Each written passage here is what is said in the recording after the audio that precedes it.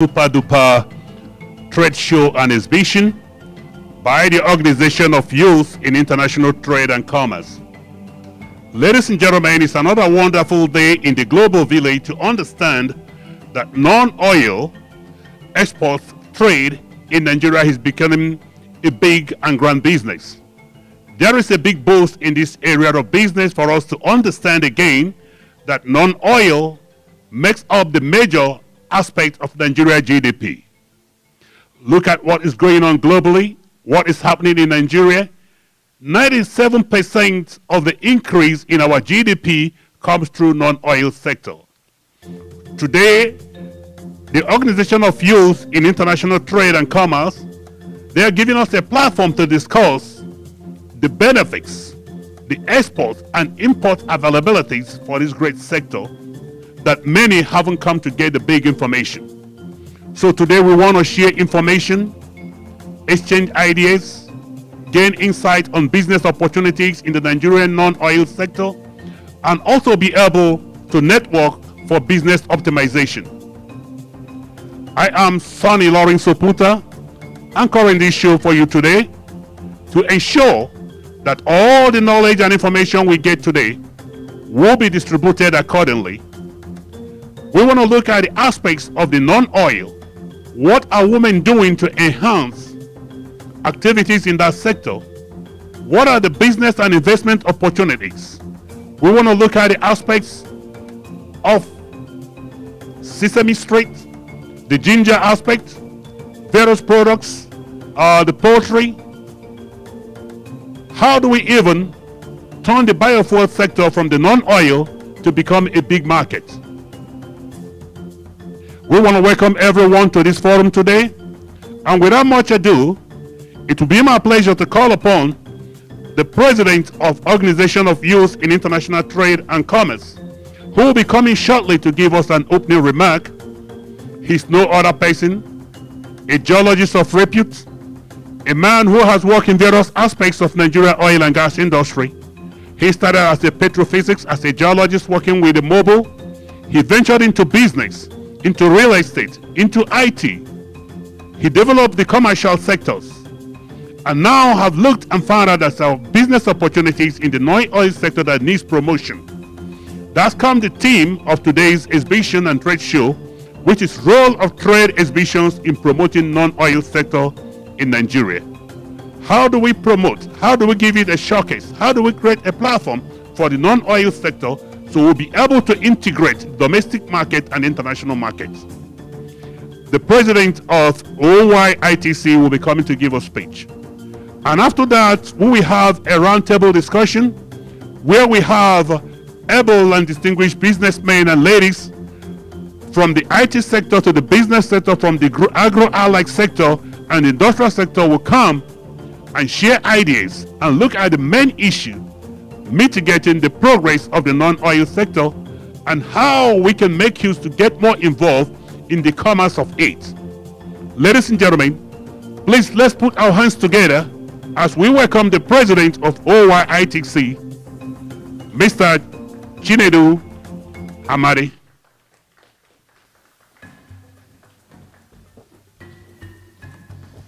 Thank you very much. Thank you, Mr. Sonny Oputa, for this detailed address. I would rather call it an opening remarks already. Said, good afternoon, ladies and gentlemen. I stand on existing protocols. Today, I'm very happy to stand before you, great men and women, captains of industries, government representatives, my partners, the Federal Ministry of Industry, Trade and Investment, Afro-Agric Expo LLC, Houston, Texas, Federation of Agric Commodities Association of Nigeria, FACAN, Committee on Youth Mobilization and Sensitization, CYMS, and other partners and stakeholders, the various trade union groups in Nigeria, to discuss and open today's trade show and exhibition in Houston, Texas.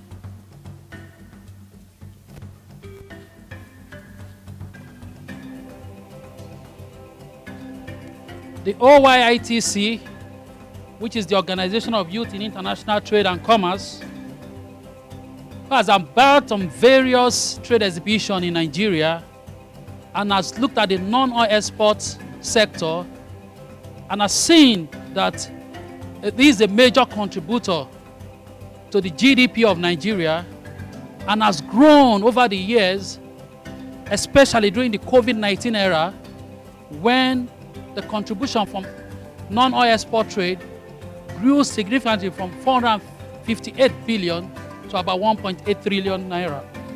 That contribution triggered the quest to look at the non-oil export as a platform where the youth, women in business can grow their potentials. And that's what triggered the building and the creation of OYITC. What appears to be one condition that Nigerian youth have suffered, especially in terms of lack of infrastructure development, lack of opportunity to grow, which culminated in the EndSARS movement in 2020. The OYITC looked at the loopholes and the lacunas that the youth and women in business are facing and decided to come with a platform that will secure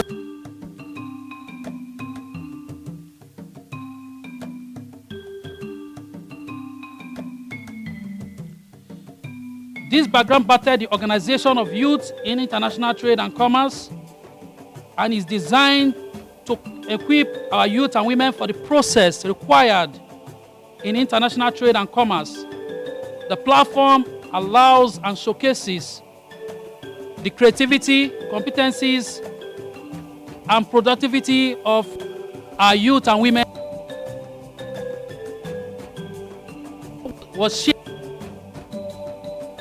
in Nigeria, and it triggered our partnership with TVE and also various partnerships that we see today that's given the support for this trade show to begin Houston, Texas. But also importantly, there's a need to mention that there is for financial support to the non-oil export sector in Nigeria. And we're telling the general public that there's a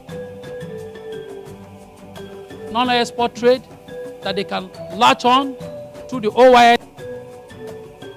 Want to use this medium today to announce to the world that Nigeria and Africa is the big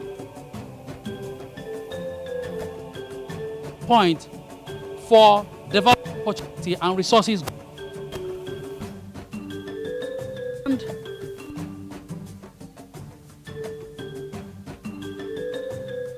we have a great opportunity in beginning to look for ways to get out from the poverty, to get out from the lack of infrastructure, to get out from the lack of productivity that exists in Nigeria.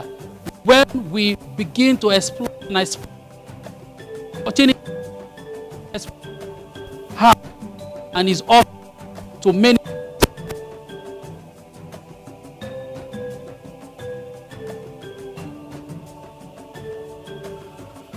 I believe that the relationships that will come from the part that begins from today in Houston would help us to explore the various opportunities that is present in Africa and that we can use to better this world. Opportunities like foreign direct investment for Nigerians. So I want to thank you all for giving the opportunity today to talk about perspective of looking at how youth and women can plug into the non-export trade. And tomorrow, I tell you, the program, the trade show proper begins after the panel discussion today. We'll be having the exhibitors to come around and exhibit the creativity that is coming from Africa. Thank you very much. Thank you all for listening, and we'll look forward to a great trade show and exhibition. Thank you. All right, thank you, our dear ITC partner, Chinedu Amadi. Please, let's give him another round of applause. Time 9 a.m. It's going beyond oil and gas. We know everybody talks about oil and gas, but there is something greater than oil and gas, and that's the non-oil sector. Popular African artists, the commercial hub, and what I call the nucleus of business, depends on what happened in the non-oil and gas sector. So to gain information on that is very important. To be able to invest in the non-oil sector is also critical for economic buoyancy. Ladies and gentlemen, if I didn't let you know, Chinedu Amadi is an entrepreneur par excellence, and I put him as an entrepreneur numero uno, because delving from the world of geology, going into real estate, moving into the non-oil sector, and creating an empire that inculcates the utilization of the bunch of intellectuals that we have among the rank of youths to start to create business opportunities and give them a platform for growth and integration is wonderful. Dr. Insight Chinedu Amadi started all the way from Futo as a geologist, had his master's degree from University of Leeds, and he is a PhD candidate in Focus, University of Nigeria and Soccer. Not because of his role within youth, he's a youth that has come to create platform and wings for others to fly upon. So we are so excited that this trade show to showcase and exhibit made in Nigerian products, whether it's from the mining sector, the agro sector, or the artisan industries. It's good to know that Nigeria has come to stay and there are a lot of potentials in that sector. That's why in today's panel section that we will use to open this event, while the big show continues tomorrow, we want to look at the critical aspects of non-oil sector. What are the potentials, the challenges, and the way forward for the non-oil sector in Nigeria? The critical aspect of the non-oil sector, the potentials, the challenges, and the way forward to create economic buoyancy. Today, I will be inviting the following for a roundtable discussion for us to have a car opening to create a prism of articulation for people to understand why this has become a very important sector. Ladies and gentlemen, I'll be inviting Dr. N.J. Kelly, who is the president of Afro Agric LLC. Please get our hands together for Dr. Kelly. Dr. Kelly is an entrepreneur, a CEO par excellence, who obtained her first degree as a linguist from University of Port Harcourt. She attended the University of Tanzania, earning diploma in Swahili language. She also worked with the New York City and got to the rank of a director in the city of New York. Obtained her PhD from in organizational leadership. Ladies and gentlemen, Dr. Kelly is a driver of business, and she is here to share her views and ideas on how to promote the non-oil sector business and the role of women in enhancing a big platform for this sector. I will also be calling upon the Managing Director of Shebak Holdings Limited, Sherif Balogun. Sherif Balogun is a great importer and also an exporter, a business builder, who has done much in the non-oil sector, integrating the ideas as an electronic computer engineer to the world of agric. Someone who is involved in the business of cashew nuts, ginger, spices, and hibiscus flower and sesame. He has done a lot of things to bring out a platform as the former vice president of UX Nigeria Chamber of Commerce, as the president of the Sesame Group of Nigeria, who has done a lot of things to promote exports of agric and been able to integrate it with other things happening in the world, having done business in Turkey, Japan, and other sectors of the world, helping to enhance the activities in America for the Nigerian youth. Please, let's get our hands together for Sheriff Balogun, the Managing Director of Shibak Holdings.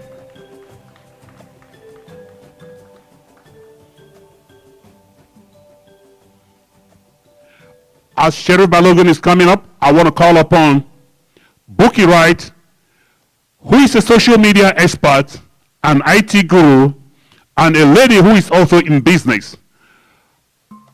Bookie Wright is involved in content management, dissemination of information, promotion of ideas. She's a wonderful contributor in the social media sector who knows that for us to go forward, these ideas must get good propagation. Welcome in, Bookie Wright.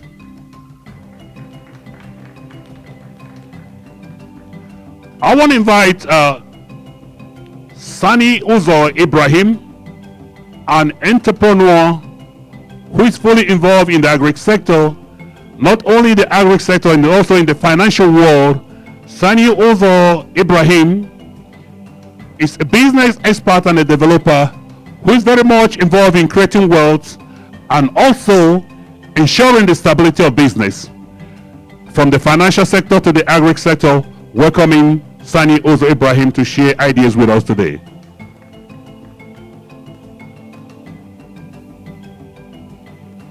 Ladies and gentlemen, Dr. Kate Earl is a man full of ideas on branding. He's also, I call him a business evangelist. Business evangelist in the sense that for him to disseminate information and create a paradigm shift that will bring a showcase and a cornucopia for people to brainstorm and bring ideas, for us to be able to build a good business forum. A man who is also involved in leadership, not only in leadership, but in critical management decisions to ensure that business gets the roots required. A hand of applause as we welcome Dr. Kate Earl.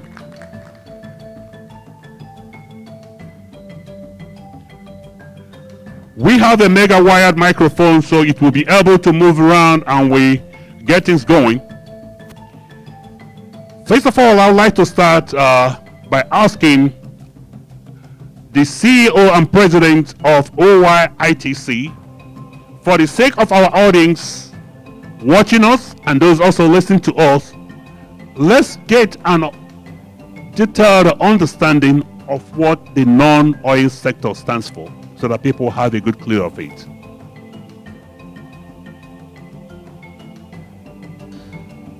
The non-oil sector, this is a sector that comprises of various goods, commodities, agricultural production, and services that has nothing to do with petroleum production. And we can say it is broadly classified into 4 sectors. We have the agricultural sectors, so for those that practice farming, where we produce most of our raw materials from, various kinds of farming, whether livestock, crop farming, cash crop farming, and the rest. We also have manufactured sector, which involves agri-allied production and various value chain creation that comes from agricultural farming production. We also have the solid mineral sector that looks at solid mineral, mining, and what have you. And Of course, we have the service sector, which comprises music, entertainment, various services that is rendered to people to better their lot. So that is a broad classification of the non-oil sector. Okay, thank you, dear Mr. Madi. Going to you, Dr. N.J. Kelly, how do you look at the potentials of the non-oil sector, the involvement of women and youth? How do you look at the potentials of the market? Thank you for that. The potential is huge. It's untapped. The role of women in ensuring that things move in any economy cannot not be told. The youth are the strength and the energy of any economy, of any nation, because the youth are the potential workforce. And undermining the youth means undermining growth in economy. Now, with women who are nurturers, they are also entrepreneurs. There is no household in Africa where the woman sits at home and does nothing. Women in Africa, believe it or not, are breadwinners. Women in Africa are the women who ensure that the children go to school, get off school, come to market to help that woman with her wares, to help that woman with the sales that go through for the day, thereby ensuring an evening meal. How can we not recognize women and the youth? How can we undermine women and the youth? What's going on is that a lot of nations in that continent are slow in recognizing the potential of women. Here in the West, women are being promoted. Women are getting up to the sea ceiling. Women are everywhere, because really, without women, nothing can be done. And you know, however you want to take that, it is the truth that you need women in these non-oil export. The women are the ones who are artisans. The women are the ones who they braid hair. Women are the ones who make the clothes. Women are the ones who make the leather goods. All of these beautiful things, the beadwear, the jewelry that come from Africa, the women are behind it. So it is time for the African continents to promote women business owners and train them, train the youth as well, so that we can grow exponentially to where we want our economy to be in 5 years. Right. Thank you, Dr. Kelly. Getting to you, Sherif Balogun. When you mention women and youth, I want to look at, people are always scared when you tell them to get into business. They tell you to raise capital is a big problem. How do you look at the financial sector and the possibility and the availability of capital for women and youth, and those that want to delve into the non-oil sector to develop entrepreneurship? Thank you very much. I'd like to start by, adding my support and validating exactly what Dr. Kelly has just said about women, playing a very important role in business, in the life, of a country directly, and also about the youth being the future, the present and the future of the country. You cannot look at the importance of those two segregation without living out a major impact on the economy of any nation. There was a time we're feeling out of form with my wife, and one of the questions was the role or profession. And when I saw one of the columns that you feel said housewife, and I said, I think this housewife thing should be expunged completely from any form that you want to fill. Either change it to a homemaker, or backbone of the economy. Because a woman is beyond, saying a woman is a housewife. Because if you analyze all that she does to the home, I make, brave to say that I think the contribution, if not more than what the man will do, is at par with what the man will do. Now, having said that, financing, like you said, it's a major input, especially in Africa, when you want to go into business. And it's a constraint or it's a challenge as we have it presently. Not looking at the high interest rate first, which is one of the main deterrents for small-scale entrepreneur or a small-scale enterprise. That's one. Two is the conditions, even if it's available, the conditions that you have to go through. A lot of cases, you have to, apart from making your business case, you have to bring collateral. You have to bring collateral that is 200% cover for what you're looking for. So in essence, if you're asking for 5 million naira, you have to bring about 15 million as collateral.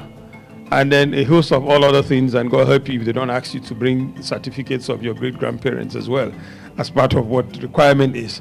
So this is a major constraint and deterrent for businesses, especially for youths and women. If somebody is coming out fresh from school, bustling with ideas, and you're asking him to bring collateral, and you're asking him to bring property, and the property, not just property, but the bankers in Nigeria have an acronym now, which they call the Lagos, Abuja, Port Harcourt axis. So if those CFOs are not from those axes, it's another main constraint. So they're asking for collateral, but they want it from those 3 cities. If you come in from a certificate from Umuahia or Gombe or Bauchi, they say, oh, sorry, this is not acceptable. So it's a problem. However, not all spells doom, because we have some interesting products, financial products now, that is coming from the development finance institutions such as the Central Bank of Nigeria, Nigerian Industrial Bank, and then of course the SME organization. They've come out with various types of targeted financing for women and youths. And I can say some of them are at very reasonable interest rates. And then the conditions to access those loans are not as stringent as the regular financing that's available from the commercial bank. But this is not enough. More needs to be done in providing access to finance for youths and women. Thank you. All right, thank you, dear Sheriff Balogun. That's so wonderful. Before I get the next person to speak, ladies and gentlemen, we have somebody in our midst that I would like to invite to bring his own opinion and join the great panelists. He's a comedian and a humorist. You'll be wondering why bring a comedian and a humorist. Life is full of comedy and full of humor, and we want to look at it from the lighter mood and also from the life of a dramatist and actor, how they feel about this non-oil sector. Ladies and gentlemen, join us to welcome Wale Akorede Aka Okunu, a global comedian and a global humorist who has wide contributions to make in promoting the sector, because they are all non-oil exporting sector. Okunu, you're welcome. Okay, getting back to you, Sani Ibrahim, you are into finance. Do you look at the situation of raising capital? What could be the aspects of encouragement to be given to this sector, to the youth, Do you think the government should do something, create a kind of youth bank? Right now you have the Agri Bank. Do you have the Young Entrepreneurs Bank? Could that be a kind of policy, could that be a kind of regulation if the Nigeria big pockets can do to support? Just like you have the Shark Tank here, they have the Lions Den in Nigeria, but we are thinking of centralization of business actualization center that a youth with a good plan can go and get some investment. What's your view? Thank you. Generally, lately, I have noticed there are some enabling situations and factors that the government has come in place. So the only thing is that we have to tap on those provisions. Yeah, lately there are banks, there are support, and I was in Abuja, and then some of the farmers association I was privileged to talk to. They were saying that there were government enables a lot of things as relates to the youths and the other organizations in this direction. So I would suggest and encourage things like this to be pronounced, to be put up there, so that it will be recognized, and encourage them to package like this OYICTC. What they are doing is very interesting, and then packaging these youths, and then in the right proper direction, and the women, empowering them, they will be able to have this government presence and to enable them to get the support. Thank you. All right, thank you, yes, Sunny. Okay. Bookie writes, they say that knowledge is power, and without information, not only the vision, the people will perish. Do you think that the information people are getting on the non-oil sector is enough? Looking at the issue of using social media and content management to propagate these ideas very well, so that youths and women and even men will understand the nitty-gritty of the non-oil sector. What aspects of information or social media they will think that should be inculcated into this sector to make a good pronouncement, just like Sani Ibrahim mentioned? Good afternoon, ladies and gentlemen. Firstly, I'm going to start by buttressing Doctor's point that the support of women and youth can never be overemphasized in any economy, in any nation of the world, to say. Because as a woman or as a youth, I see them as the pillar of any economy. Without the youths or the women, just see that economy as collapsed. You know, we all run abroad for greener pasture. This is because they encourage their women and the youths. I could remember when I first got here, I didn't have anything. I was exchanging money from Nigeria to pay my bills. But at the same time, I decided to go into a bank without having any collateral. But as a woman, they gave me that preference and listened to me and, supported me. So I would encourage the Nigerian government to please, if there's anything they need to pay a lot of attention to, they need to pay a lot of attention to their women and the youths of the continent. Going back to your question about social media being part of the non-oil sector of any business. or any country. That's a very I'm not going to say funny. I'm going to say a very great question to ask, because with every industry, without you advertising your products, how do you want to get it across to the end users of your product? And that is the bridge that the social media is, breaking right now.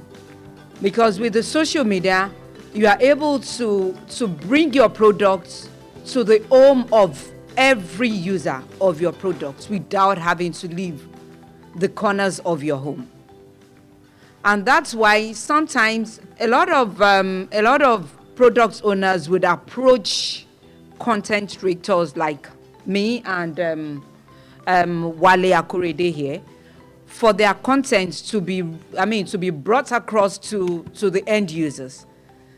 So I'm going to say it again and again that social media is another way of people making money without having to go into the oil sector.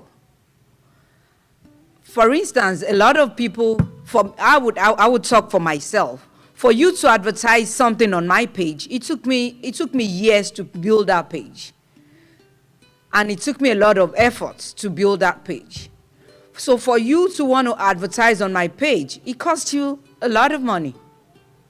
So, and I see that a lot of youths are now creating a lot of content, and that's what the social media creators have been able to see, that they now have to pay us for putting content on the social medias, because they know that is a way of they are not just paying for what we are doing, they are paying for us advertising them. Like if you are talking of the Facebook, the Instagram, we all make money from this social media platform on daily basis.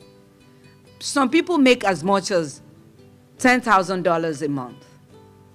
So how do you want to rule out content creating and the social media from the non-oil sector of any economy?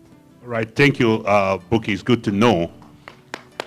You see, like I mentioned earlier, going beyond oil and gas.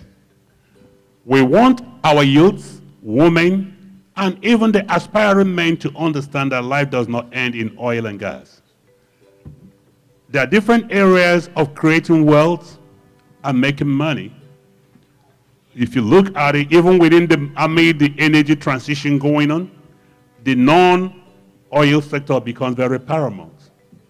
Social media is the key. And I will take that to Dr. Rowling. If you have a good product and you don't package it very well, you don't brand it very well, nobody understands how do we integrate the issue of packaging, branding, and quality in ensuring that the non-oil sector will be able to stand out. Because I look at packaging and branding as one of the factors inhibiting the promotion of this sector. Thank you, Mr. Moderator, also the visionary and the organizer of this summit, as well as to my colleague on this panel. Branding, trademarks, as well as user for informational use is very important. I was in the military for 25 years, and on any given Air Force base, the mission is to fly. And therefore, there are other support units. And all of those entities cause that base to be successful in fulfilling its mission.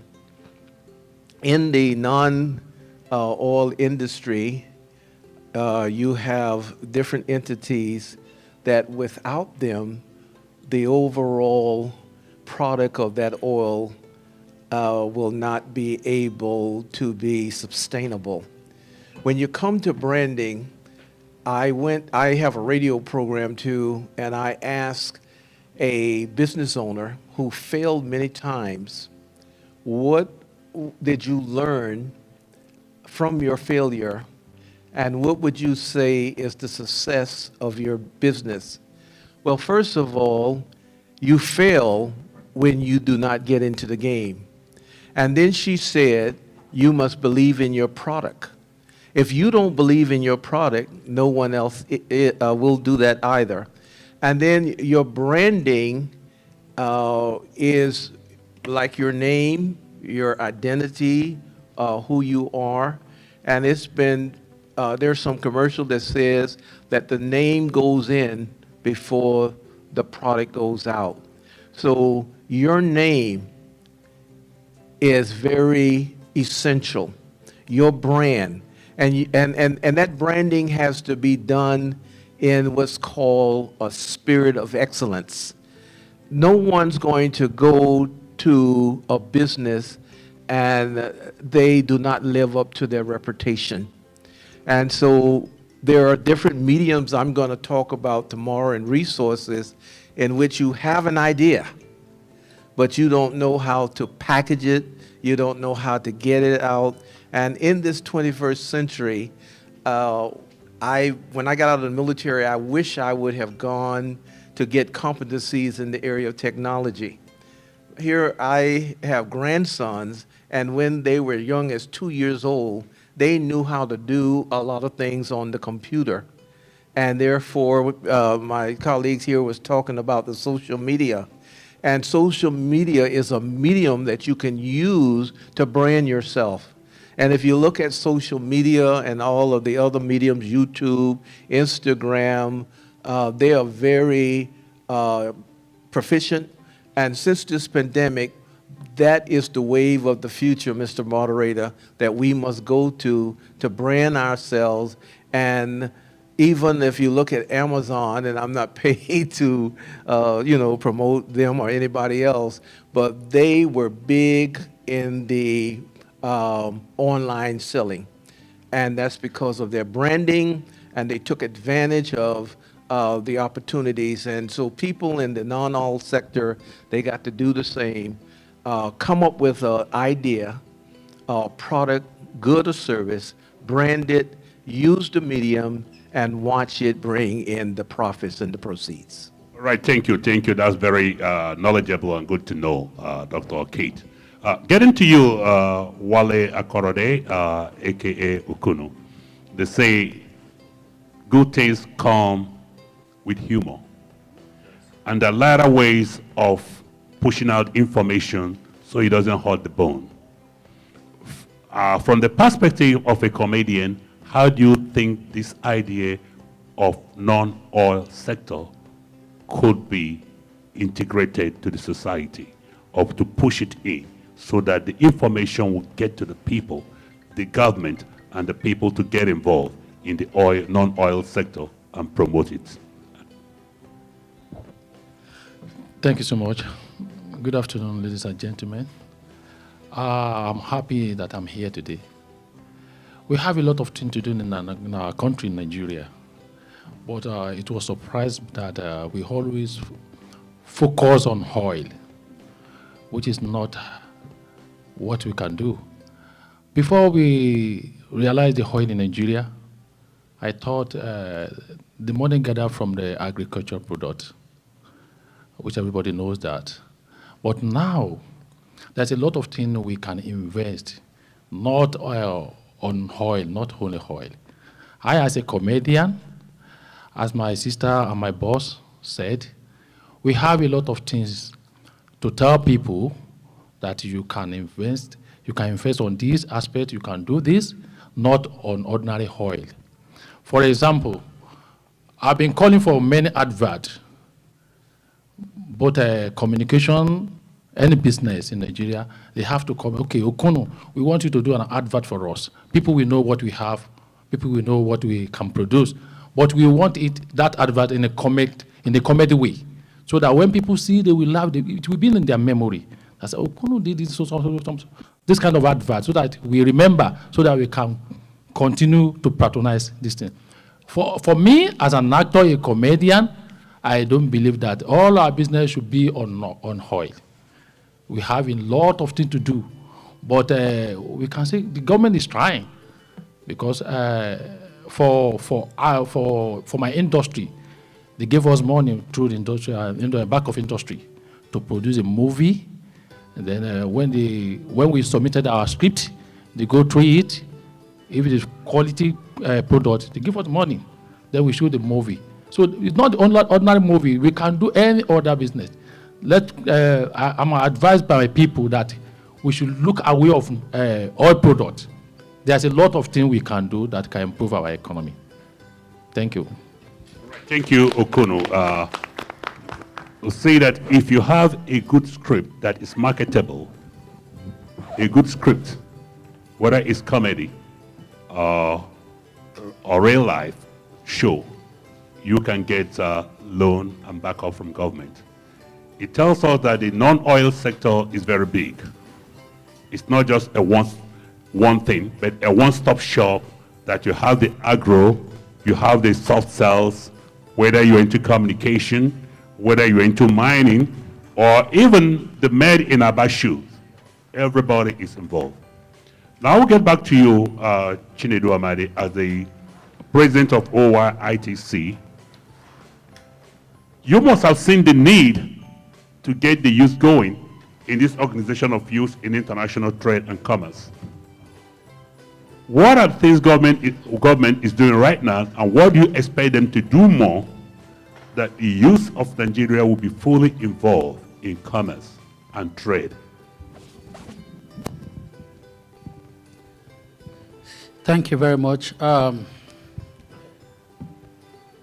Having gone round through various workshops and stakeholders forum across the geopolitical zones in Nigeria, I realized that there is a lot to be done, even though the government is trying. I would say, starting just a few weeks back, there is the RT200FX by CBN, which is aimed at pouring about $200 billion into the non-oil export sector of Nigeria. It is very commendable. Also, there is a terminal for non-oil exports, solely for non-oil exports, that is in Lagos, just set up about 2 months ago. So these are some of the things that government is doing. And what has led to that? What led to that was they discovered that immediately after COVID, they saw the growth because people stayed back and they thought on how to better themselves, how to earn from staying indoors. And that triggered the revolution in the non-oil export business. And from that sector, we begin to see, during my tours in Nigeria, the various gaps that needs to be filled up. When we went to Kano, we looked at the Kano leather market. And we saw that one of the challenges, I'm talking about branding and processing of leather products to world standard. I thought the practitioners, I said there's one standard. It is a world standard, not a Nigerian standard, not an African standard. The quality must be impeccable. But what are the challenges? It comes with the light equipment for finishing, for trading, for polishing, and getting these products ready for international consumption. We took a trip down to Aba and went to the Aba garment industry, very huge industry, with over 5,000 direct employment from that industry. And we saw that the same challenge as in Kano, the machines that could roll up, the equipment that you can get from China and Germany that can produce about 10,000 boxers, innerwears in hours. This takes several weeks. And that is a big industry to key into. So I tell government, I said, this is where the sourcing of those equipment, for the traders to be able to use. Then we look at the agricultural sector. And we look at our finished product like our rice, where we've grown in terms of production capacity. But in terms of processing, most other sectors in Ebonyi State, Abakaliki, where rice is produced, in Kano, Jigawa, and other sectors where rice is produced, the rice mills themselves, they have fewer. So government can intervene by giving subsidy or creating clusters for the farmers so that they can grow in that sector. Coming to a state like Lagos, where just mining of sand for reclamation contributes about $300 billion. It's $300 billion investment that you're looking at, where 30% of cost of building is from sand dredging. So we see big opportunities in some of these sectors. And what I ask is, when we take bankable ideas to commercial banks, or Bank of Industry, or NESAL, and other banks, they keep dwelling on collateral and not the idea. And that is a big challenge for us in Nigeria and Africa. I want the banks to loosen up a bit and begin to look at the proposals that is coming from young entrepreneurs. The dream of OYITC is to see that the other sectors within the non-oil sector paradigm blossom just like the entertainment industry. What the Nigerian Nollywood and the Nigerian music industry has done to the world, we want to replicate that. And that is the pursuit and goal of OYITC. And the only way we can achieve it is for the opportunities, the platforms, the infrastructures to be created and be given. We ask government to walk through us because we're talking to the trade unions. We understand the challenges. We understand the trainings needed. We understand the equipment. We're talking to them directly. We're talking to the practitioners. Then we can get to these people and help them to ensure that consistency in terms of standards of product, the quality of product being churned out is achieved. We'll also ensure that the processes for certification is also, fine-tuned, where you don't have to go through rigorous processes to achieve certificate for a particular product to be exported. So we know that these challenges can be mitigated by government working with organizations like OYITC. Right, thank you, Mr. Made. That's so great to know that government policy should reflect giving the youth opportunities to walk into bank, come up with their ideas, and the ideas will be supported and not just the issue of collateral. An important aspect you mentioned was that of training. And I'll take it to you, Dr. N.J. Kelly. Human capital development is very essential in whatever thing you do. How do you look at the level of training or efficiency that the non-oil sector has garnered in Nigeria? And where do you think that training and human capital development is very essential? Thank you for that question. I was just going to add to what Mr. Chinedu said as far as what government should do. Number one is in policy creation regarding the non-oil trading. Number two is incentives. Number three is human capital that you're asking about. Now, with the youth, many still need training. The government must encourage training in these fields. I remember that there are many roadside mechanics in Nigeria. And these mechanics are what we call amateur.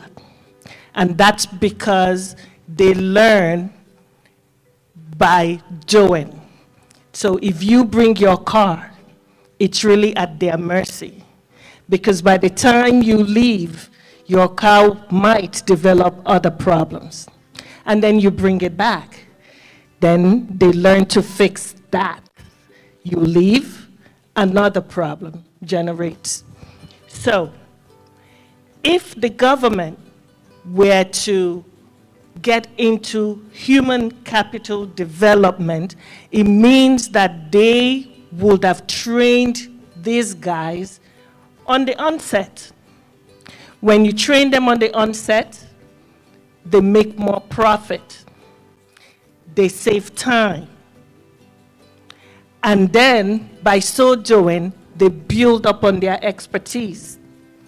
So we can't even quantify what would happen to the non-oil trade if the government were to give us these three things: policy, incentive, training. We definitely need training. Right. Definitely. Thank you, Dr. Kelly. Actually, a nation cannot stand without human capital development. We talked about ideas, of brewing ideas. Getting back to you, my dear brother Balogun Sheriff, do you look at having an idea is one thing, but idea paralysis? For how long will youth tell you, I got an idea, but you don't see that idea being pushed to the market? Is it an issue of idea paralysis or lack of available equipment and technology and promotion? I would like you to look at the issue of idea paralysis and availability of equipment and technology to enhance those ideas. Thank you very much. Looking at it, put it into context, idea paralysis, betting of the idea, lack of technology and equipment, lack of training, human capacity development. They all have a synergy on one or the other. Human capacity development is a key first, because that is what puts you in the right frame of mind and context and open your thinking faculties to be able to come up with ideas that can translate to business. That also will give you the confidence to be able to put forth your ideas. Now, idea paralysis comes in, of course, what are you looking for? And you cannot find the other ingredients to come together that will bring your ideas to fore, make it realizable. That is there in terms of the equipment. And then, it leads you back also to the financing. I think if you're looking for equipment and you have the financing in place, then you've solved the problem of the equipment and technology. Well, technology might not be solved directly in terms of financing, saying you're looking for the access to the fund. That has to be tackled from the area of human capacity development. Education. You have to educate the person. And education takes a process. It's not just like you have 1 billion today, I can go and buy education. And I press a button and zoom, everything goes into my brain.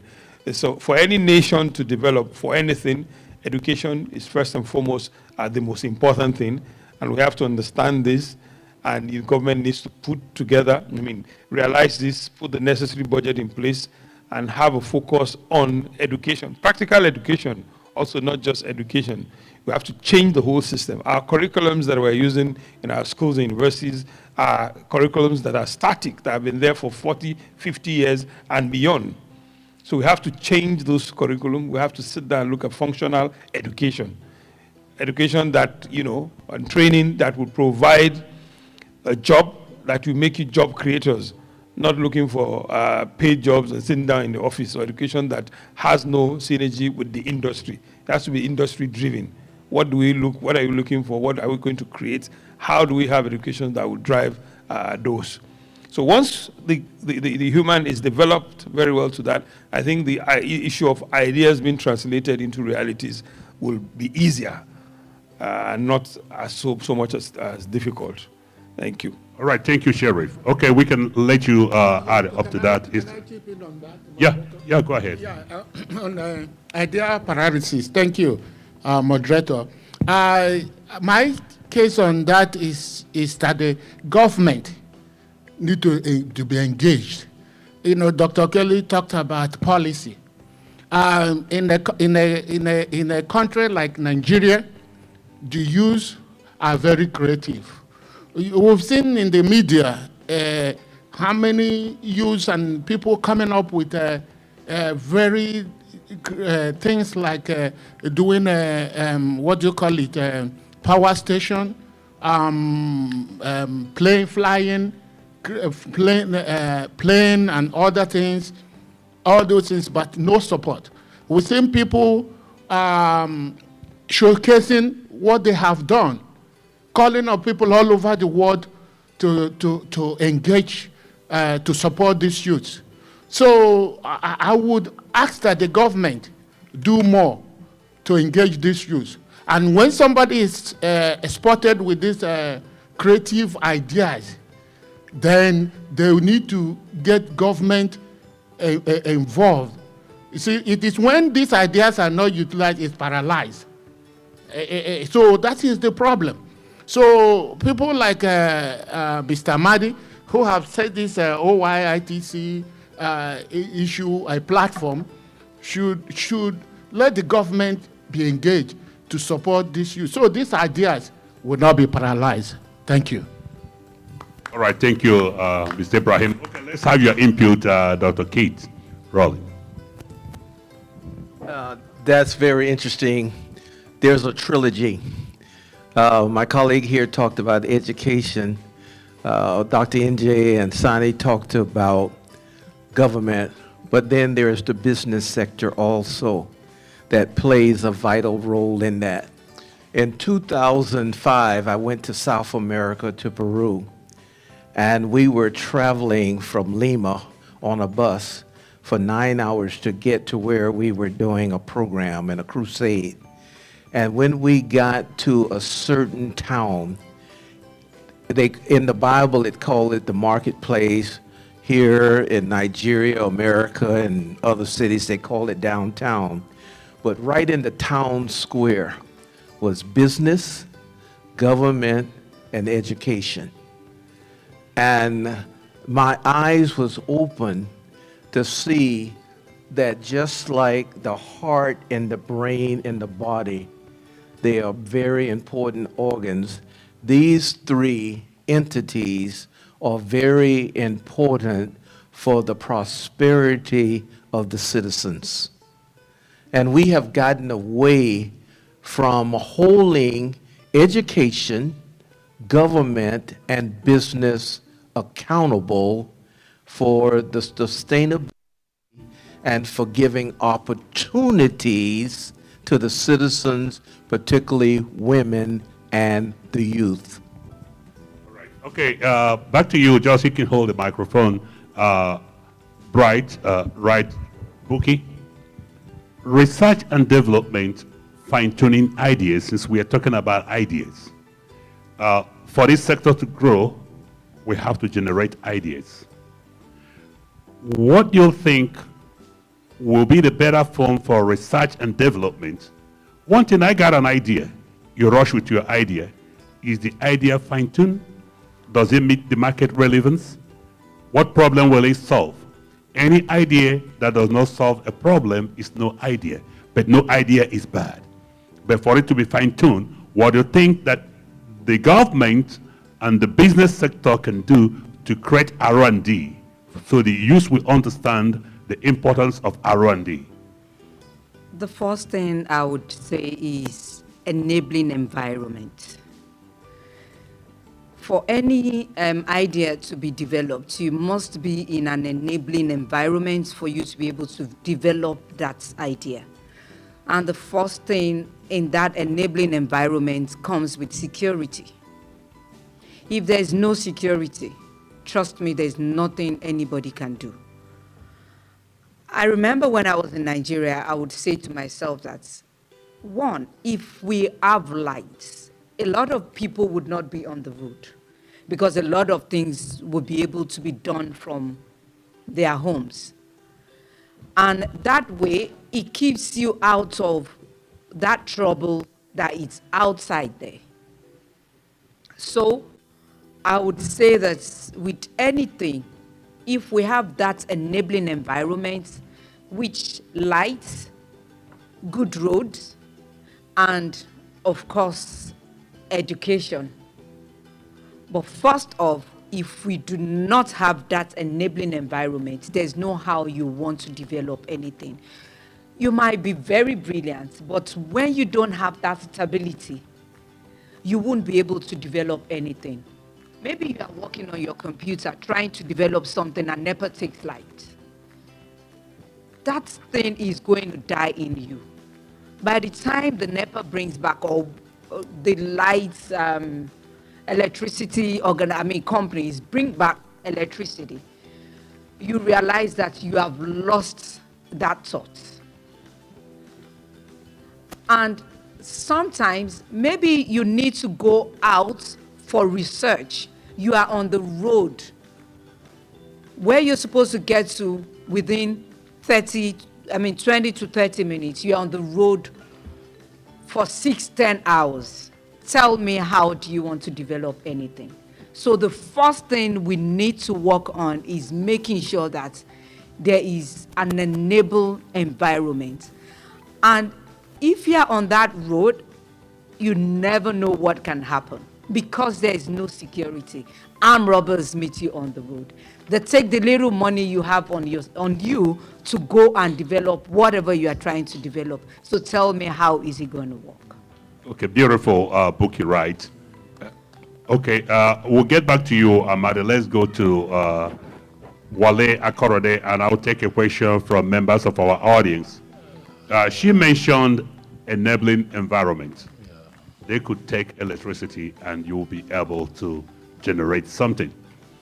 You know, it takes me to somebody saying this is a man-made problem.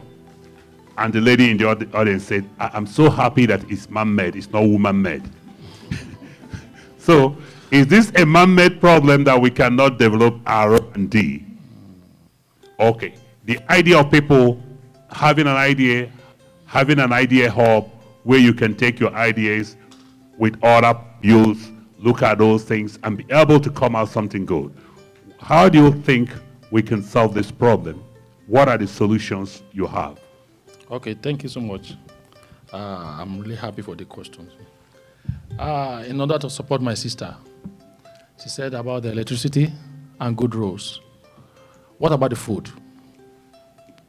The person that is hungry, it has nothing upstairs. People need to eat good food. Yeah, when you eat good food, then your brain will work. Many people has idea, especially on our youth, they have a lot of ideas, but they are hungry. Too much. When they have a good food, I believe something good is to come out from them. Then secondly, they talk about their education. It's very important.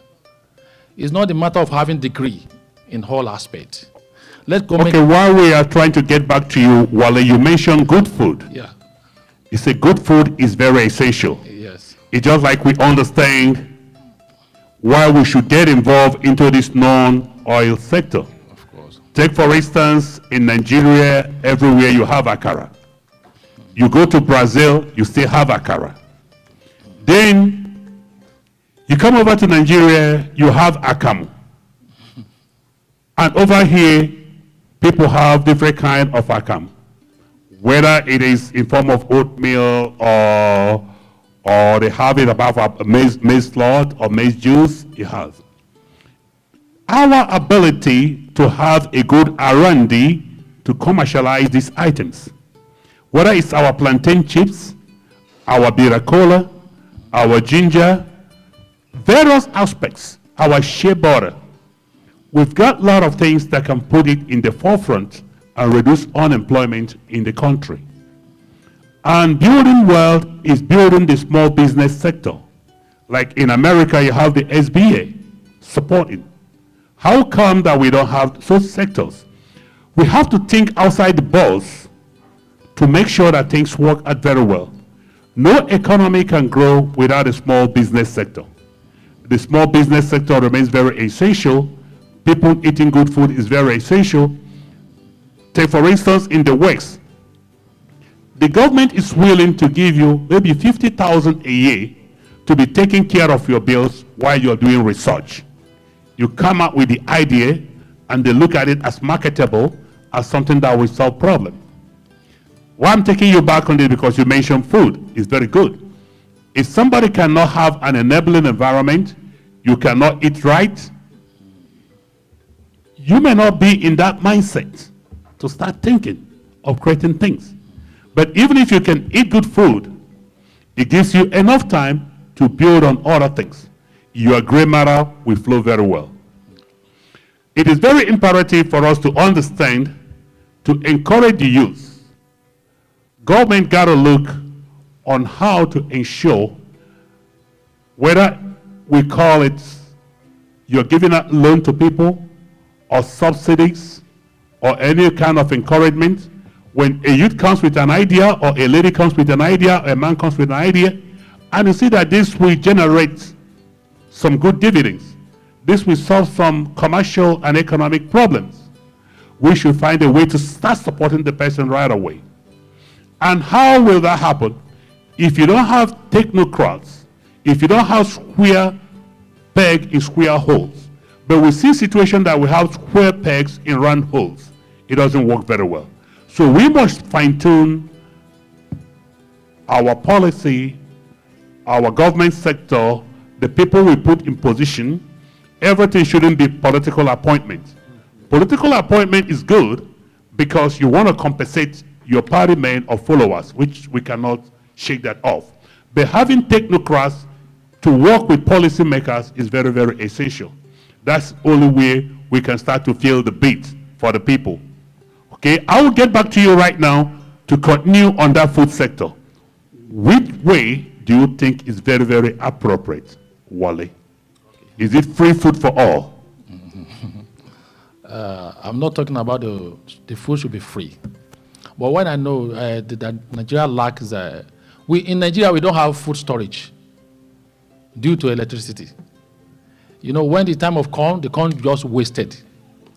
No place to preserve it. So when government have a storage, I was in Saudi Arabia for almost 13 years. They don't plant anything in Saudi Arabia. All the food in Saudi Arabia import to Saudi Arabia, and they have to store it.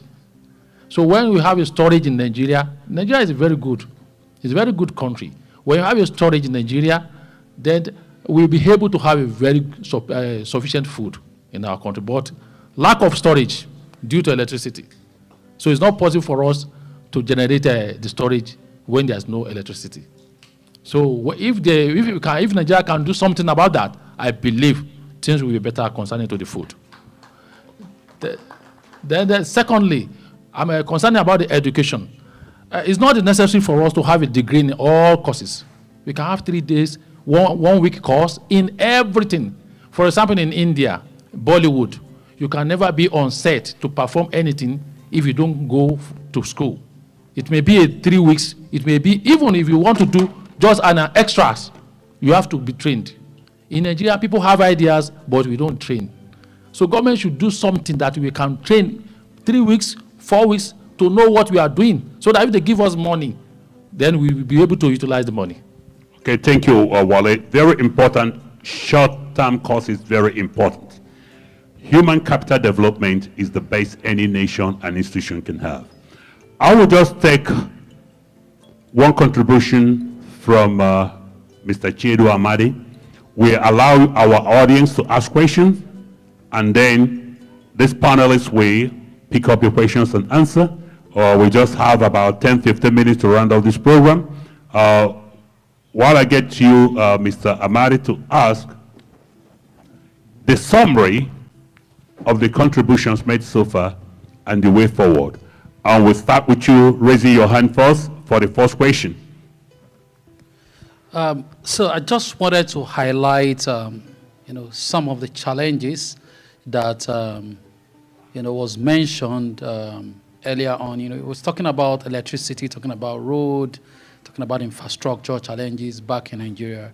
And on Hans' experience, going to work with the practitioners, the traders, the manufacturers, the farmers, we saw a very experience that we thought, we could have tackled in a different way. One of the sectors, the clusters where garments were being produced in Lagos. We got there and they were self-generating power by themselves.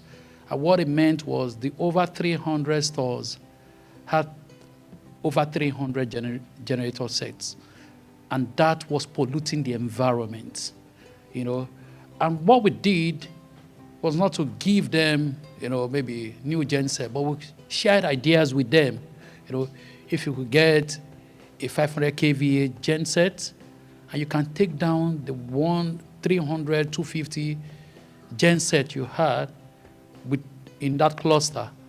And so what you would do is you have sanity, because the noise pollution, the fumes from those generators, it was affecting the health of the traders themselves. And so you see people struggle for years, and about the time they're supposed to enjoy the benefit of those struggles, health issues kick in, and they may never survive it.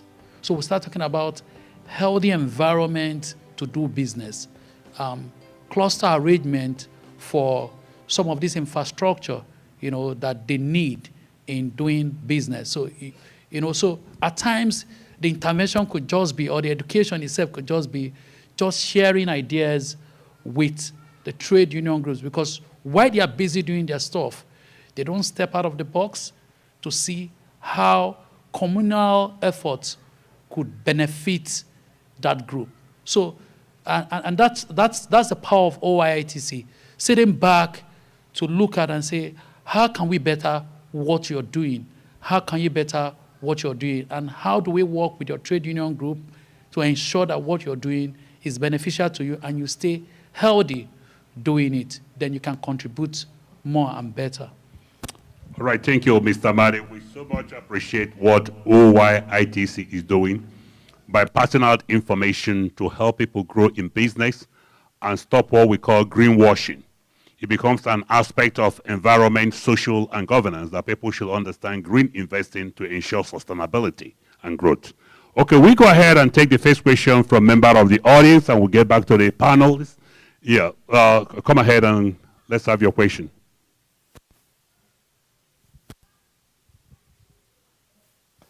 Good afternoon, ladies and gentlemen. My name is Anthony Adarigo, for the Managing Director, Lekki Customers Operations in Nigeria. We are into real estate for 13 years in Nigeria, and then also project management. We have managed several projects. I just want to address one of the problems of youth entrepreneurs being disabled one way or the other. 2018, I signed a contract with a company, one of the investors in Nigeria. We were supposed to build an estate called Creekview. The value of Creekview is over 4 billion naira. I have signed every contract. I have done everything. The land is there. Paperwork have been settled. So my company needed about 200 million naira to facilitate the access road from the main road. Creekview was in Bogije, Lekki. So we needed about 200 million naira to facilitate the main entrance, because you can't really talk about service estate when you don't have access road to the property. So we were addressing, so I sat down with my team as a business owner and the CEO. I sat down with my team, and then we thought that we need to create good access road for our audience, clients, because we believe that one of the ways you can market your product is first that the product should at least market itself 40%. It gives you a balance for you to add what you want to add and then push your product up there. So we contacted banks and other financial institutions to give us a loan based on the fact that we already, as a company that has been existing for a couple of years, we had our own equity takeoff, and then we needed some support. I don't want to call banks, but I know a couple of the banks that I was banking with. I had a couple of money, and I just needed support for about 100 and 200 million to create access from the main expressway to the. We were unfortunately unable to secure a loan from any banks. They were asking for virtually what we cannot give them. So with that, that vision was kind of blurry, but it didn't stop us. We kept on going, but the government or the institutions around us, one way does not support that, because that View Estate, a project of over 4 billion naira would have been able to generate jobs, more jobs, create access for youths to do more things, because when they see a youth of this caliber doing things like this, they will be moved to want to do something of this nature. So the OYITC on its platform, for me, it's 100% go-go, because this OYITC is giving us the avenue to bridge the gap between government and entrepreneurs, to show government that there's a way they can come closer to the entrepreneurs on the grassroots level. We were not grassroots, but I'm just using myself as an instance. We also have other investors around that have great ideas to do things to empower the economy, but they are lacking one or two things to shoot their job. So I hope what the government institutions that are responsible for enabling youths are watching us right now, and then I want them to take action and see these avenues.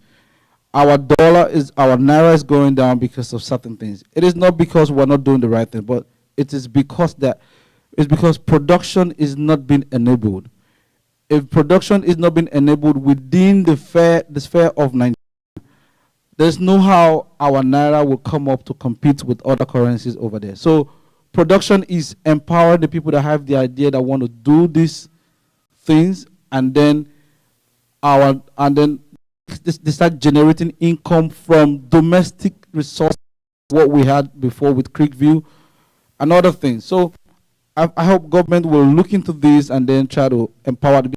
It is not much about, it's not just looking at CBN to empower CBN. You need to empower the people, to empower CBN, to empower the Federation. And then I want to also address, say something about, because we are now here. I'm here, Lekki Customers Operations, which is the pioneer company of Lekki Homes Estate. Lekki Homes Estate is owned by Lekki Customers Operation. And then because I am here, Lekki Homes is here. So we have also launched a company here in Houston, which is called Lekki Homes and Services. In Houston, Lekki Homes and Services is going to be taking care of project management, real estate, business analysis, and then much of data management analysis, data security, and all of that. I have been here for a while, so I've trained myself with respect to data management and all of that. Take, for instance, the election that is going on, the campaign that is going on now. I believe, because I'm a data professional, I believe that at this time, we should be seeing the raw file, public file of the PVCs collected as at now. That way we can address the back-end security issues with electoral malpractices. And then for that reason, me and my team, we are addressing some in-house back-end data management analysis. That way we can have access to the raw files of PVC collected, because we need to show the people certain level of confidence with respect to the effort they've put in going out there, under the rain, the sun to get their PVCs. So at this time, they should have some level of confidence by seeing the raw data file from back end displayed as public profile, numbers of PVC collected as data, seeing that they can access these files. Like say, America has something called public data, where you can go and get America electoral process and all other things. Nigeria should have something like that. It is called public data file. Okay, Mr. CEO, really appreciate the contribution. While you're still here, is to enable us assimilate and digest the information so that people can contribute effectively. We are so happy for what you're doing at Lekki and the Creekview. It showed the spirit of entrepreneurship among the youth. Keep it going. Like they said, accessibility of capital, how we can encourage them, the technology, being able to integrate with people in diaspora to get things done domestically is very important. So we just heard what he said. I will get back to you, thanks, Sheriff Balogun. You mentioned in and out that raising capital is a core problem. And he just gave an insight of what he's been going through. From your own perspective, how do you think that these problems could be solved? Think of an enterprising company that got a $4 billion or naira business that could have employed a lot of people, but that business has not gained ground because they were looking for just 200 million naira to have access road. Please, your contribution, Mr. Sheriff. Thank you very much. I feel the young man pain when he spoke about such an important project that will have created so many jobs and empowered so many people. And I know it very well. Yeah, and that's why I talked about, accessing finance from our institutions. They are wired in one particular way to look at the least line of resistance. And like they say, sometimes capital is a coward. It goes to where there's least line of resistance. Our banks or our institutions are not wired to look at ideas. They're looking at, okay, security. And you're asking them, are you in the business of property? You're talking about security. A business that you see as viable should be able to, generate funding. And what he said, it took me back memory lane. Many years back, I think about 16 to 17 years, I had the opportunity to take a franchise from Mr. Biggs, which was the first franchise-run company in Nigeria. And I had offered to take a restaurant. At that time, what was needed was 45 million naira. And I approached the banks, who I'd been banking with for so many years. I'll mention their name now. And said, look, I have this opportunity. I want you to finance this restaurant. This is the feasibility, which says I can make, at that time, I think, 200,000 naira daily. And if I can sustain above 150, the business becomes viable. And from the traffic data analysis that was taken there, it shows the business will be viable at that location. After going through my bank first, I didn't get. I went to 3 other banks. And when at the end of the day, they saw, oh, sorry, our credit committee said either this business is not this or that, or where's the security? I said, if I had all this, I wouldn't come to you in the first place. I remember vividly a lady who works with NNPC now was my account officer in one of the banks. And she was so frustrated. She took the project like her personal project because she believed in it. And she was the account officer. And she said, look, the bank drives us to go and meet target. Now we're bringing a good business and they're not ready to finance. She resigned. It was very extraordinary. She resigned. It wasn't her personal project, but her customer's project. However, at the end of the day, and I think it has to do with the mindset, someone introduced me to a bank who had a young man who had just come in from the UK, and he was put in charge of developing new businesses for the bank. And I spoke to him, and he looked at it, he said, but this is very easy to do. We'll do this, we'll do that, we'll take a debenture on your business, we'll pay for the money. UAC is a known name, they own Mr. Big, we'll pay the money directly to UAC, they give you the equipment, we sign a tri-party agreement for cash evacuation. And within 8 days, he had a product paper. And they financed the business.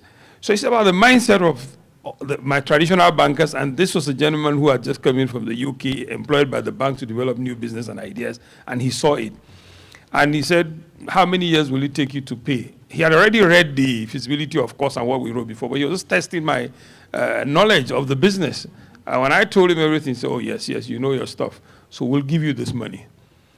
And within 2 weeks, everything was resolved. I was supposed to pay back in 3 years. I paid back in 16 months.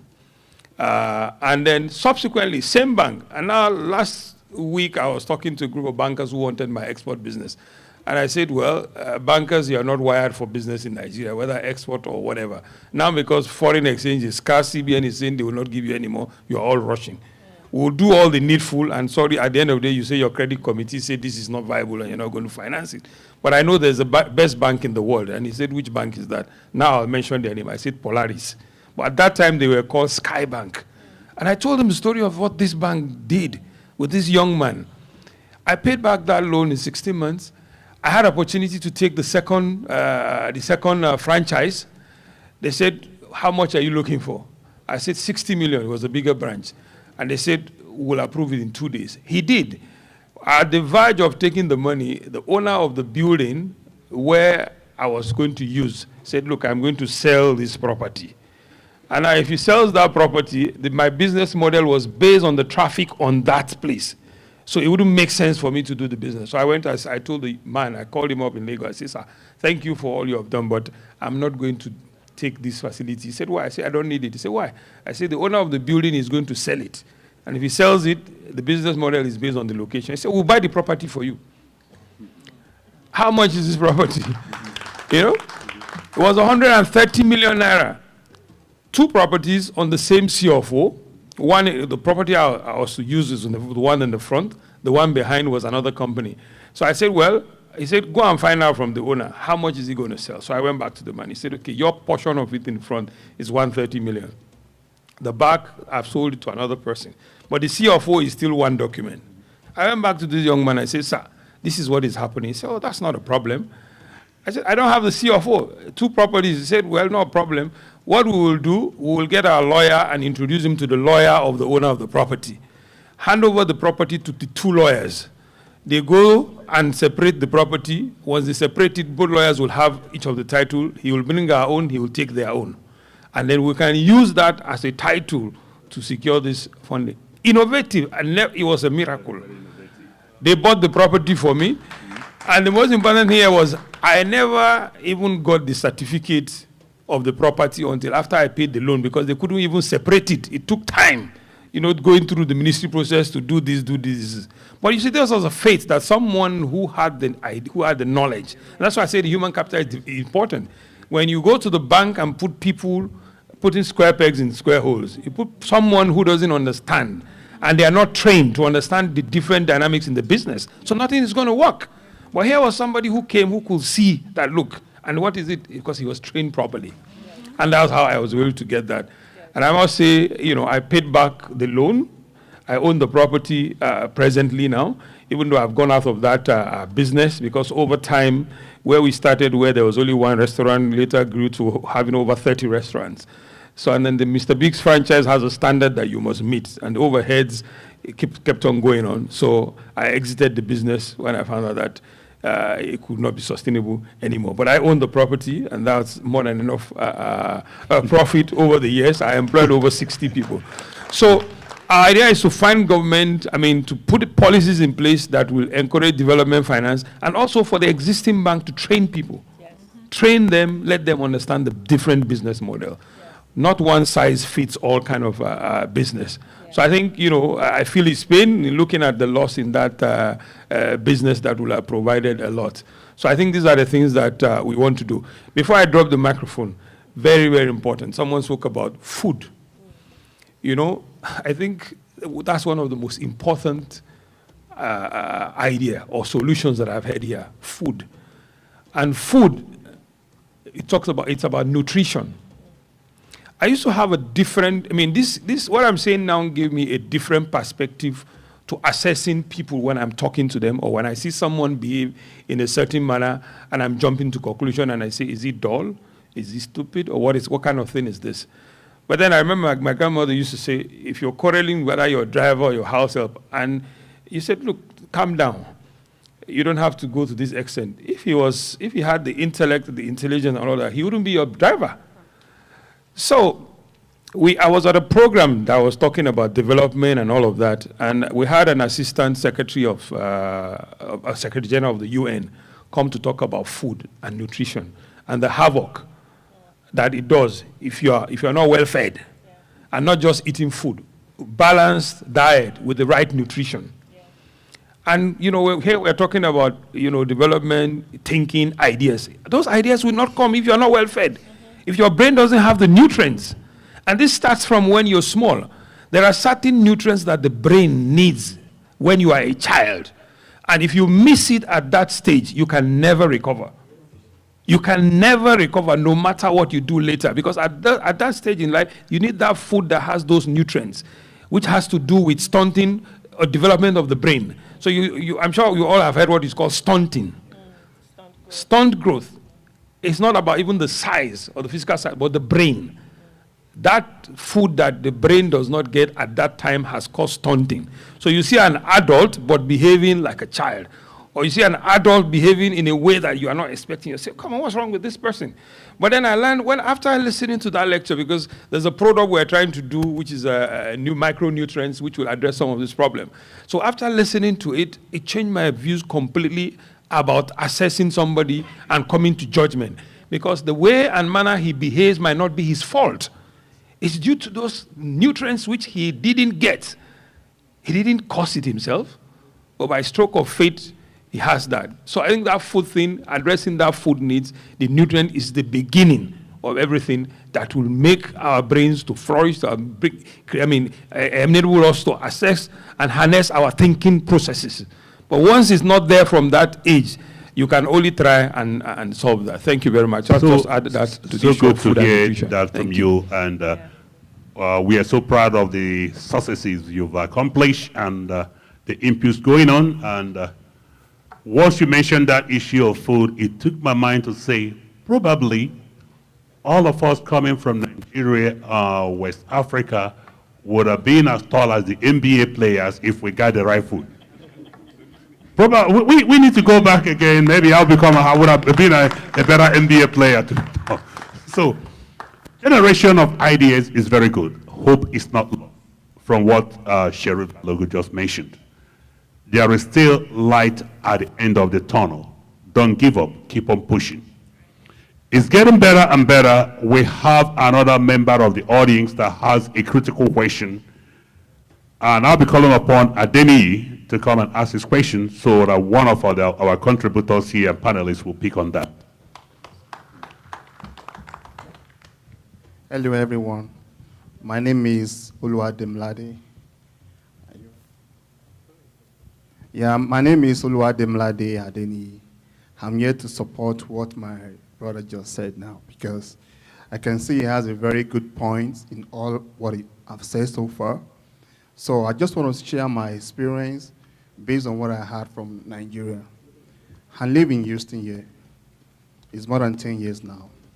And I'm planning to go back home to do something new, something different, because I'm into alkaline water business here. So my alkaline water business is first of the kind in this Houston, Texas. It's called Water Tree. So I've sold this water to so many people and explain the benefit of this water to everybody because the water itself is like a miracle water. Everybody know about alkaline water, but the difference is clear. My alkaline water is organic alkaline water compared to the one you buy from the store. But as I'm standing here today, I can tell you that my alkaline water can heal anyone that has a cancer of stage 1 or 2. Also help people to manage your high cholesterol, also help you to reduce your high blood pressure, and also help you to protect you from having high diabetes if you are drinking that water. But I look at where we're coming from as a Nigerian. We all have all these diseases in Nigeria. We all believe we have a good water. Water is water, but I will tell you today, water is not just water. there's something special added to water if you are drinking the right water. Me and my wife, we sat together after we got the franchise from this water here in Houston. We've been in business for like 2-3 years now. So I told my wife, I said, I wish I could have this water back in Nigeria. Okay, we found a location. We're trying to talk to some banks about this water and everything.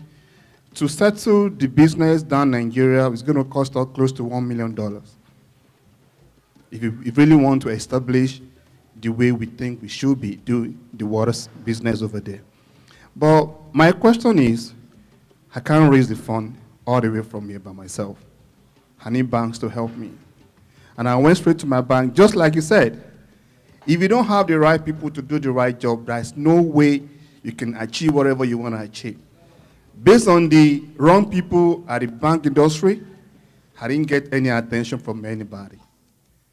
I'm like, this water is one of the best water. I have people coming from Nigeria that they are in power. They are begging me, bro, bring this water down to Nigeria. So I even promised me, bring it down to Abuja. I'm like, to bring it is not the problem. But the money aspect of it is the problem now. How can I raise this money to get everything down? Okay. You want to say something? No, go ahead. Finish your question. Okay. So, but my thing is this. We have a lot of people here in abroad with good vision to that country called Nigeria so far. I can mention about 3-4 businesses that I can transfer to Nigeria that will benefit everybody from Nigeria. Not even maybe you are rich or maybe you are poor or whatever. Everybody will benefit from that business. But the thing is, I can't be working so hard over here. We all know how it goes here. Because many people think because we're in abroad, we make a lot of money. We do, but we pay bills. And we work harder than any Nigerian sitting over there. For me now, I'm a business owner. I work 10 a.m. to 7 p.m., 6 times in a week, Monday to Saturday. And on Sunday, 1 p.m. to 5 p.m. That is, I work 7 days a week. How many Nigerians can do that? And they will think, oh, people in our abroad are making money. You guys are using free electricity. You are doing everything. What I'm trying to say is this. We need to encourage our people, our government. I'm so happy for this program, and I believe you guys can reach out to the power people over there to let them know that we have a lot of youth that have a very good intention to that country, but the government and I don't know, someone is standing like an obstacle to kill all the ideas we think we acquire from here. I'm telling you, with this water, if we have my water in Nigeria, there's a lot of people that doesn't have to go to the hospital before you can cure some disease because the water is the magic itself. Even here in America, people testify to it. So, thank you. Thank you, Mr. Denny. You got a good platform for promotion, and I hope another time you pay for this platform for the promoting your good water, which is good. I'll come and have a taste of your water. But get ready for NAFDAC, so we're going to testify and get a proof that everything is good. Is that the water? Okay, please, what I'll do, I start from Dr. Kate Rawlings. We have everyone just take a few seconds to make your own contributions, and we sign off on this sector of the business, and we go and check out the water and also check out Creek View and go and check out the Isbira over there to look at what she got so we can give them support. To answer the entrepreneur and that business owner, we are limiting ourselves to one resource, the banks. And there are other resources that can be utilized. Number one is you can invest in stocks and raise it yourself. And then there are also investors that are out there similar to the Shark Tanks that they will be more than happy to partner with you with your product, your goods, or your services to fund this because the sky is so big, there's enough money to be made for everybody. And then I want to contribute, this is the key, personal ownership with yourselves And then there's this thing called socialpreneurship with the businesses. And then the church has been missing in action, and it's about the kingdompreneurship, where churches and business can collaborate to now give the people, the citizens, the entrepreneurs, the youth, and all those people that have these brilliant ideas, the opportunities that they are lacking. And kingdompreneurship is using your profits to fund the activities, not for the church, but for the kingdom, the 7 mountain cultures. Thank you very much. I would like to add to what my brother just said. I hope Nigeria does not lose too much before the government realize that they have a lot of potential. For instance, somebody like me, if anybody had told me that I would be in cybersecurity business, I would have said, no, I'm okay with my acting, writing, and producing. But now I found myself as a manager in a non-profit organization working on the cybersecurity and the IT audit department. What does that tell us as Nigerians? Until we lose all those people, because I know 1,001 Nigerians that are here and doing very well in the cybersecurity and the IT management industry. And it is time for Nigeria to know that there's a lot to be done in IT and in non-oil sector. All right, thank you, Buki. Just like we are saying, wherever you are in Houston, you are hearing the sound of my voice. You see the way we are giving young entrepreneurs platform in this OYITC trade show and exhibition. Whether you have a restaurant in Houston, you have an African shop, an African market, whatever product, we want you to come over to the Expo Event Center tomorrow to come and showcase your products and ideas. We have a platform for alkaline water for the Creek View. All African restaurateurs, people that have African markets, shoe business, any area you have, come over to the event center at Bel Air. You have a table. We want the world to know about your business. We want Houston to know about it. We have Nigerians to know about it. We can create technical and commercial partnership for you and those in Nigeria and create a bigger global market. That's the essence of OYITC, to promote business, to get youth, to get entrepreneurs together from the domestic and international angle so we can have better partnership. You see how problems are being solved? That we have some hidden ideas that must be generated, and we want these ideas to have life. That's why Organization of Youth in International Trade and Commerce have come to help sell these ideas. It's not just about going to Oxford or going to Harvard. This is practical commerce. This is practical business, and this is the platform to be. So wherever you are in Houston, Expo Event Center, the exhibition being organized by OYITC is the place to be. It's the one-stop shop to get the right products, to get the right ideas. And getting back to you again, our dear Okunu, okay, we are with Dr. Kelly. Dr. Kelly, we take an idea from you and your opinion. We go around and we'll be able to sign off. We want the people to know what's going on. It's big time. And we say in my normal way, let the good times come and let the bad time go away. That's right. That's right. All I wanted to add to the two people from the audience who have given us insight on what they have experienced in Nigeria, and also to my fellow, what do I call you, participant here, who talked about the banker from Polaris Bank, and then the mainstream banks. It's about innovation. That's what the world is thriving on today, innovation and creativity. And nothing else brought that out more than COVID. During COVID, we recognized the creative energy where people sat in their homes and sold goods and services to the people outside without leaving their homes. That's what social media does, isn't it? So what are we saying? We have wonderful ideas, we have wonderful products, we need that creative energy to churn it out. That's what we need to do.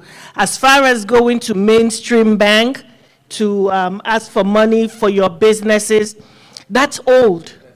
That's old. There are different investors, there are different kinds of investments, there are angel investors, what are the other ones? There are stakeholders. That's right, Kingdom Investment. There are all kinds of ways that you can get the money that you need for your business. Even, yes, three-dimensional. I mean, there are just knowing how to pitch your business can open up doors for you to make money. And that's what we need to do. And that's what OYITC is doing. I'll give it back to the moderator to tell you more. Come here tomorrow with your products. Come here and showcase what you're doing. And any of us can give you some more ideas on how you want to continue. But innovation, creativity, training. That's what I want to leave you with. All right. Thank you, Dr. Kelly. Let's take another voice from Sani Ibrahim. And Thank you. Sign off. Thank you. My concern in all these things is when we are the architect of our problems. Now, look at OYC coming here to harness and put together all our creating a platform to exhibit our product. Nobody is showing up. And then what I call inferiority complex on our products. So what do I mean by that? You see in Nigeria, things are produced. Instead of made in Aba and be proud of it, they will say made in Taiwan, Japan. And it is only in that case people will patronize it. So we need to find a way to be proud of our product. Thank you. All right, thank you, Sani Ibrahim. Yeah, being conscientious or being patriotic to products from your country is very essential. We have to build the confidence. Ladies and gentlemen, it's been a wonderful time having this panelists discussing on the issue of role of trade exhibitions in promoting non-oil export trade in Nigeria. This is a big platform, and we know, just like Sani said, it gets bigger and bigger. Come over tomorrow wherever you are, and we want people in Nigeria to also understand that as a producer, you can easily reach the international market if you're able to work with organizations like Organization of Youth International and Trade Commerce. If you're in Houston and you want your product and services to be known, to be showcased adequately, to be able to have good partnership, this is the place to be. Just go ahead and check out OYITC and reach out to the available numbers and contacts so you can be here at Belay. Ladies and gentlemen, it's been so great. I want to start by thanking Mr. Chinedu Amadi, the CEO President of OYITC, for this group today. I'm thanking Sani Ibrahim, the co-founder and partner of Afro-Agric, Dr. Kelly Njideka, who is the principal and co-founder of Afro-Agric, thanking our dear friend and brother, Balogun Sheriff, the managing director of Shellback. We also want to say kudos to Buki Wright for the great work you're doing on the IT and cyber security sector. Dr. Rawlings, we thank you for your massive contribution. And our dear comedian and humorist, Okuno, it's been so wonderful having all of you. And the great audience over there that have asked the questions, and the people watching us, the thousands of people over here appreciating this discussion today, and the millions over there, because the idea that very soon the population of Nigeria will overtake that of USA. We are looking up to 2050. The population of Nigeria is geared to be almost the second and the third highest in the whole world. What kind of platform are we preparing to show economic buoyancy and prosperity for the nation? What are the roles when we say that the youth are the future of tomorrow? The youth are not only the future of tomorrow or the leaders of tomorrow. The youth should start from now to get involved so we can build a great future. There are a lot of good business ideas. There are a lot of projections. But all of us must come together to articulate and build a cornucopia that will give us that good window to exhibit what we have and have a better world for the people of today and for posterity. Ladies and gentlemen, on behalf of OYITC exhibition today, I remain yours sincerely, Sonny Lawrence Oputa, asking you to check us out on YouTube and also on Facebook for this program today, and whichever channel you think you can gear in and come and be with us tomorrow. It's going to be huge. A lot of government officials will be here. We're going to have good presentations on involvement of women in enhancing the non-oil sector. We're still going to have some good presentations on branding and packaging and social media as the first to be in the market. There are going to be market analysis and intelligence, what the youths are doing. We will tap from experience of entrepreneurs from the real estate and from the water sector, from the shoe, and even from the mining sector and what they're doing. What are the available equipment and technology, the funding system, how you can do human capital development and get actual training. Just be with us tomorrow and also on Thursday. The show continues and it's get better and better every day. Thank you. This popular African artist will also be present to grace the occasion. OYITC, Houston 2022, proudly supported by Nigerian Television Authority, Federation of Agri-Commodity, Afro-Agric Expo LLC, Buy Niger Initiative, Federal Ministry of Industry, Trade and Investment. For more information, call 346-529-5236. OYITC, Houston 2022. Come. Part of history. It is on the day OYI